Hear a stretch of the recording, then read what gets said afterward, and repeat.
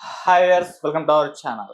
Iran Israel మధ్య యుద్ధ మేఘాలు కమ్ముకున్నాయి. ఒకరిపైన ఒకరు మిసైల్స్ తో దాడి చేసుకున్నారు. ఆ వీడియోలన్నీ కూడా ఇప్పుడు ప్రపంచవ్యాప్తంగా కూడా వైరల్ అవ్వడం మనం చూస్తున్నాం. అసలు ఇరాన్ ఇజ్రాయెల్ మధ్య యుద్ధం ఎందుకు జరుగుతుంది, ఇప్పుడే ఎందుకు జరుగుతుంది, మరి దీని ప్రభావం ప్రపంచవ్యాప్తంగా ఏ రంగాలపైన ఏ దేశాలపైన పడబోతుంది, అండ్ ఇటువంటి టైంలోనే అటు ఇజ్రాయెల్ భారత్ కు కూడా క్షమాపణ చెప్పినట్టుగా కూడా ఒక వార్త వైరల్ అవుతుంది. మరి ఎందుకు క్షమాపణలు చెప్పింది, సో ఎంటైర్ వ్యవహారం గురించి మాట్లాడడానికి ప్రజెంట్ మనతో పాటు సీనియర్ జర్నలిస్ట్ అరవింద్ కొల్లి గారు ఉన్నారు. వారిని అడిగి తెలిసిన ప్రయత్నం అయితే చేద్దాం. సార్ నమస్కారం. సార్ మేజర్ గా ఈ రెండు దేశాల మధ్య యుద్ధం ఇప్పుడే ఎందుకు జరుగుతుంది, మరి ఇదేమన్నా మూడో ప్రపంచ యుద్ధానికి తీసుకెళ్లే అవకాశం ఏమన్నా కనిపిస్తుందా, అండ్ యుద్ధ టైంలోనే భారత్ అటు ఇజ్రాయెల్ క్షమాపణ చెప్పినట్టుగా కూడా తెలుస్తుంది, ఎందుకు సార్? ఇంకో విషయం కూడా మర్చిపోయావు, ఇరాన్ ని అణ్వస్త్రరహిత దేశంగా మారుస్తాము అని చెప్పి ట్రంప్ చేసినటువంటి వ్యాఖ్య కూడా ఇదే టైంలో ఎందుకు వచ్చింది? ఓకే, ఇవన్నీ కలిపి ఆలోచిస్తే దీనికి సంబంధించిన డైనమిక్స్ అర్థమవుతాయి. ఒకటి, ఇరాన్ అణ్వాయుధం కలిగి ఉండటాన్ని ప్రపంచానికి థ్రెట్గా, ఏదైతే ప్రపంచ శాంతికి, ప్రపంచ యుద్ధరహిత ప్రపంచానికి థ్రెట్గా ఒక పక్క అమెరికా అభివర్ణిస్తుంది. అదే భావాన్ని, అదే రకమైనటువంటి అభిప్రాయాన్ని ప్రపంచవ్యాప్తంగా అనేక దేశాలు అదే రకమైన అభిప్రాయాన్ని ఉన్నాయి. ఇక్కడ ప్రధానమైన అంశం నేను ఇంతకుముందు కూడా చెప్పాను, ఒపెక్ దేశాల్లో ప్రధానమైనటువంటి పాత్ర పోషిస్తున్నటువంటి ఇరాన్ భారత్ తోటి అంటే సుహృద వాతావరణం కోరుకున్నటువంటి ఇరాన్ ఆ తర్వాత కాలంలో ఇప్పుడు మారుతున్నటువంటి పరిణామాల నేపథ్యంలో ఇరాన్ విదేశాంగ విధానం మారుతుందా అనే ప్రశ్న కూడా వస్తుంది. ఇజ్రాయెల్ ఎందుకు ఇప్పుడు టార్గెట్ చేసింది అంటే, ఒక పక్కన ఇరాన్ టార్గెట్ చేసింది, ఇరాన్లో ఏ ఏ ప్రాంతాలని టార్గెట్ చేసింది ఇజ్రాయెల్ అని చూస్తే మనకు ఒక క్లారిటీ వస్తుంది. యురేనియం శుద్ధి కర్మాగారాన్ని టార్గెట్ చేసింది. ఓకే, అంటే అణు సామర్థ్యం, అణు ఇంధనం, వీటన్నిటిని ప్రొడ్యూస్ చేసేటటువంటి అణు యుద్ధ సామాగ్రి కానీ, అదే సందర్భంలో అణు ఆధారిత విద్యుత్ ఫ్యాక్టరీలు కానీ, వీటన్నిటిని పెట్టేటటువంటి అవకాశం ఉన్నటువంటి యురేనియం శుద్ధి కర్మాగారాన్ని టార్గెట్ చేసింది. రెండోది, ఇటీవల కాలం ఈ 3-4 రోజుల్లో ఇరాన్ పెద్ద ఎత్తున సైంటిస్టులను కోల్పోయింది. సో యుద్ధంలో పాయింట్ అంటే ప్రత్యర్థికి బలమైనటువంటి పాయింట్స్ని టార్గెట్ చేయటం అనేది సహజమైనటువంటి ఆధునిక యుద్ధ నీతి. మిసైల్స్ వేసినా అక్కడ వేస్తారు, బాంబులు వేసినా అక్కడ వేస్తారు, లేదా టార్గెట్ చేసినా అక్కడే టార్గెట్ చేస్తారు. ఒకవేళ నడిచెళ్ళే యుద్ధం అయితే, లేదా వాయు యుద్ధం అయితే ఆ పర్టికులర్ ప్రాంతాన్ని స్వాధీనం చేసుకోవడానికి ప్రయత్నం చేస్తారు. ఇది ఒక అల్టిమేట్ యుద్ధ ఎత్తుగడ. ఇక్కడ ఇప్పుడు చూస్తే మొత్తం టార్గెట్ అంతా యురేనియం శుద్ధి కర్మాగారాలు, ఆ పక్కన ఉండేటువంటి సైంటిస్టుల ఆవాసాలు, సైంటిస్టు పనిచేసే ల్యాబ్స్, వీటి ఆధారంగానే, వీటి కోసమే యుద్ధం జరుగుతున్నట్టుగా ఉంది. అంటే యుద్ధంలో ఇరాన్కి జరుగుతున్నటువంటి నష్టాన్ని మనం ప్రాథమికంగా అదే తీసుకుంటే. రెండోది, ఇజ్రాయిల్ ప్రపంచంలో ఈరోజు వార్ టెక్నాలజీలో ఒక సూపర్ పవర్గా చెప్పగలిగేటటువంటి దేశంగానే చెప్తారు ఇజ్రాయిల్ని. ఇజ్రాయిల్ ఆ టార్గెట్గా ముందుకెళ్తోంది. సరే, అదే సందర్భంలో నువ్వు అడిగిన ఇంకో క్వశ్చన్, ఇప్పుడే ఎందుకు అంటే, ఇరాన్ని అణ్వాయుధ రహితం చేయాలి అనేటటువంటి ఎజెండాని ముందుకు తెచ్చినటువంటి దేశాల్లో ఇజ్రాయిల్ ఉంది, అమెరికా ఉంది. అది వార్ ఫుడ్ బేసిస్ మీద చేయాలని వారు చేస్తున్నారు. ఓకే, యుద్ధ ప్రాతిపదిక ఆ ఎజెండాను అమలు చేయాలని యుద్ధం చేస్తున్నారు. Hope you got my point. అది కీలకమైన అంశం. ఓకే, ఇజ్రాయెల్ దళాలు, ఇజ్రాయెల్ వాయుసేన, ఇజ్రాయెల్ యుద్ధ టెక్నాలజీ అంతా పనిచేస్తుంది దీనికోసం ఇప్పుడు. రైట్?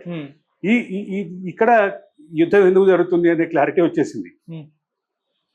యుద్ధం ఎందుకు జరుగుతుంది అనే క్లారిటీ వచ్చే క్రమంలో యుద్ధం ప్రభావం ఏ రంగంలో ఉంది? ఐ హోప్ బహుశా నువ్వు చిన్నోడు అనుకుంటా, అప్పటికి నువ్వు పుట్టావో లేదో కూడా, గల్ఫ్ యుద్ధం జరిగేది. గల్ఫ్ సర్చార్జ్ అని ప్రతి దాంట్లోనూ ఉండేది. కొరియర్ వాడు గల్ఫ్ సర్చార్జ్ చేసేవాడు. మన ఆర్టీసీ టికెట్ మీద ఈ టికెట్ కాకుండా అడిషనల్ గల్ఫ్ సర్చార్జ్ టికెట్ ఇంకోటి ఇచ్చేవాడు. ఇది ఎందుకు జరిగింది? ఇరాన్ ఇరాక్ యుద్ధంలో ఎక్కడో ఇరాన్ ఇరాక్ యుద్ధం చేసుకుంటే మన దగ్గర గల్ఫ్ సర్చార్జ్ ఛార్జ్ చేయటం ఏంటి అనేటటువంటి అనుమానం అప్పట్లో చాలా మందికి వచ్చింది. ఇక్కడ ప్రధాన అంశం ఏంటంటే, మొత్తం ఆయిల్ ఎకానమీని, ప్రపంచంలో ఆయిల్ ఎకానమీని రెగ్యులేట్ చేసేటటువంటి దేశాల్లో ఈ రెండు దేశాలు ఉన్నాయి. విపరీతమైనటువంటి ముడి చెరువు నిల్వలు ఉన్నటువంటి ప్రాంతాలు ఇవి రెండు, ఇరాన్ ఇరాక్. కాబట్టి ఇరాన్ యుద్ధం కారణంగా, ఇరాన్ ఇరాక్ యుద్ధం కారణంగా అప్పుడు గల్ఫ్ చార్జ్ చేశారు. అట్లాగే ఇప్పుడు ప్రత్యక్ష ప్రభావం కనిపిస్తోంది. మొదటిది మొదట కనిపిస్తున్నటువంటి ప్రభావం ముడి చమురుకు సంబంధించి.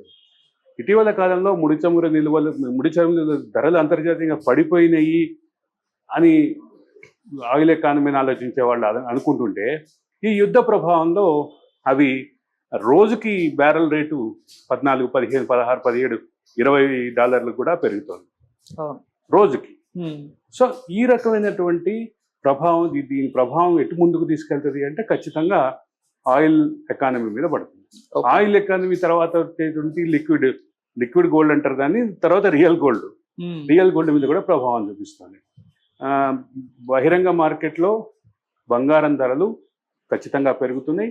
అదే సందర్భంలో దాన్ని ఒక వస్తువుగా చూసి దాన్ని ట్రేడ్ చేసేటటువంటి ట్రేడింగ్ ఎకానమీలో కూడా, ఎక్స్చేంజ్లో కూడా భారీగా పెరుగుతున్నాయి. ఈ రెండు పెరుగుతుంది ప్రత్యక్ష ప్రభావం ఉంది. ఆ తర్వాత పడే ప్రభావం, వరల్డ్ వైడ్గా పడేటటువంటి ప్రభావం డ్రై ఫ్రూట్స్, స్పైసెస్ మీద పడుతుంది. ఎందుకంటే ఇరాన్ ఒక ప్రధానమైనటువంటి డ్రై ఫ్రూట్ హబ్ లాంటిది. అది ప్రపంచ వినియోగ మార్కెట్లో దాని ధరలు భారీగా పెరగబోతున్నాయి అనేది క్లియర్. ఇక నువ్వు అడిగినటువంటి మూడో క్వశ్చన్, నన్ను 3 క్వశ్చన్లు కలిపడిగా కాబట్టి ఒక్కొక్కటి సమాధానం చెప్పున్నాను. మూడో క్వశ్చన్, భారత్కి ఎందుకు క్షమాపణ చెప్పింది?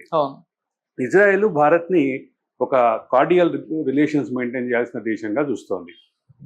అదే సందర్భంలో యుద్ధం ప్రారంభమైన తర్వాత ఇరాన్ యొక్క దౌత్య విధానంలో ఉన్నటువంటి లోపాలని అంతర్జాతీయంగా ఒక సౌహార్దభూత వాతావరణం ఉండాల్సినటువంటి, కార్డియల్ వాతావరణం ఉండాల్సినటువంటి పరిస్థితిలో ఆ వాతావరణానికి ఇరాన్ ఏ రకంగా భంగపరుస్తుంది అని నెతన్యాహు ప్రధాని మోడీకి ఫోన్ చేసి దానికి సంబంధించినటువంటి నేపథ్యాన్ని, దానికి సంబంధించినటువంటి యుద్ధం దిశగా వెళ్లాల్సినటువంటి నిర్ణయాన్ని తీసుకోవాల్సిన పరిస్థితుల్ని, కంపల్సరీ పరిస్థితులను ఎక్స్ప్లెయిన్ చేశారు. దాని అర్థం ఏంటి? ఇరాన్ భారత్ని ఒక కార్డియల్ దేశంగా చూస్తుంది, ఒక మంచి వాతావరణం, దౌత్య వాతావరణం పెట్టుకోవాల్సినటువంటి దేశంగా చూస్తుంది. సో ఇప్పుడు ఏం అంశం వస్తుంది ప్రధానంగా చర్చలోకి? అటువంటి దేశం భారత్, మరి ఇరాన్కి అటు ఇజ్రాయెల్కి రెండు భారత్ తోటి ఒక సత్సంబంధాలు పెట్టుకున్న నేపథ్యంలో భారత్ జోక్యం చేసుకొని ఇజ్రాయెల్ని ఆపొచ్చు, ఇరాన్ని ఆపొచ్చు కదా అనే ప్రశ్న వస్తుంది. భారత్ ఏ యుద్ధానికి సంబంధించిన దేశాల మధ్యనైనా కానీ, ఉక్రెయిన్ రష్యా వారిలో కూడా రష్యా దగ్గరికి వెళ్ళిన ప్రధాని మరుసటి రోజే ఉక్రెయిన్కి వెళ్ళాడు. భారత ప్రధాని ఒక దౌత్య విధానంలో ఇద్దరిని సమదృష్టితో చూసేటటువంటి వాతావరణం భారత్ ఉంది. ఇక ఇటువంటి భారత్కి సంబంధించినటువంటి ఒక మ్యాప్ని, జియోగ్రఫికల్ మ్యాప్ని తప్పుగా కోట్ చేసింది ఇజ్రాయెల్. తప్పుగా కోట్ చేసిన నేపథ్యంలో భారత ప్రజలకి, భారత ప్రభుత్వానికి సారీ చెప్పింది ఇజ్రాయెల్. ఇది తప్ప దీంతో ఏమి దౌత్యపరమైన రిలేషన్స్ దెబ్బతినే వాతావరణం లేదు. ఇద్దరితోటి మంచి రిలేషన్స్ ఉన్నాయి. కాబట్టి ఇరాన్ తోటి వాణిజ్య ఒప్పందాలు ఉన్నాయి భారత్కి. అదే సందర్భంలో ఇరాన్ తోటి పైప్ లైన్ అనేది చాలా సుదీర్ఘకాలంగా జరుగుతున్నటువంటి అంశం, అదొక పాసిబిలిటీ వర్కౌట్ చేస్తున్నారు. అదే సందర్భంలో ఇజ్రాయెల్ తోటి మనం చాలా టెక్నాలజీస్ షేర్ చేసుకుంటాం. అగ్రికల్చర్ టెక్నాలజీస్ షేర్ చేసుకుంటాం ఇజ్రాయెల్ తోటి, వార్ టెక్నాలజీ షేర్ చేసుకుంటాం.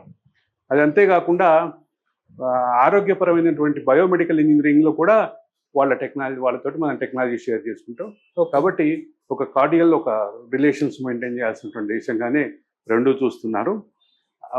అది ఇజ్రాయెల్ సారీ చెప్పడానికి కారణం ఇది. Okay sir. అండ్ ఫైనల్ గా సార్, ఇదేమన్నా మూడో ప్రపంచ యుద్ధానికి తెరదీయొచ్చా అని కూడా అడిగాను. అంటే మనం చూస్తున్నాం సార్, రష్యా ఉక్రెయిన్ మధ్య కొన్ని సంవత్సరాల నుంచి యుద్ధం జరుగుతుంది. ఇప్పుడు ఇరాన్ ఇజ్రాయెల్ మధ్య యుద్ధం, భారత్ పాకిస్తాన్ మధ్య సరైన సంబంధాలు లేకపోతే కూడా మొత్తం దీనికి సంబంధించినటువంటి ప్రాథమికమైనటువంటి అభిప్రాయం నేను చాలా సార్లు చెప్పాను, మళ్ళా చెప్తున్నా. భారత్తో సహా ఏ దేశం కూడా ప్రపంచ యుద్ధాన్ని కోరుకోవట్లేదు.